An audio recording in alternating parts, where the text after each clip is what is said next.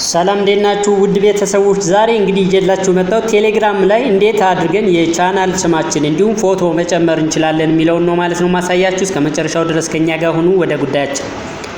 ለምሳሌ እዚህ ጋር እንደምታዩት እንግዲህ አንድ ቻናል አለ ጆብ ቫካንሲ የሚል ቻናል ስለዚህ ይሄን ቻናል ስም ወደ ሌላ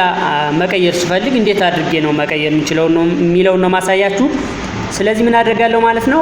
እዚህ ላይ ክሊክ አደርጋለሁ ክሊክ ካደረኩ በኋላ እንደምታዩት ላይ የስክሪፕቶ ምልክት አለች ማለት ነው ይችን አንድ ጫናት አለው አሁን እንግዲህ እንደምታዩት ኤዲት ማደርግበትን ከፍቶልኛል ስለዚህ እዚህ ጋር ምንድነው ስሙን ኤዲት ማድረግ ትችላላችሁ እንደምታዩት አሁን በባክ ስፔስ በማጥፋት ሪኔም ላደርገው እችላለሁ ማለት ነው ሌላው ፎቶ አሁን ለምሳሌ እዚህ ጋር እንደምታዩት የዚህ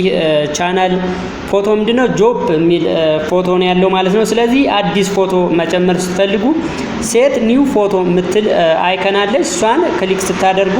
ወዴት ነው የሚወስዳችሁ ማለት ነው ወደ እናንተ ጋላሪ ይወስዳችኋል ከጋላሪ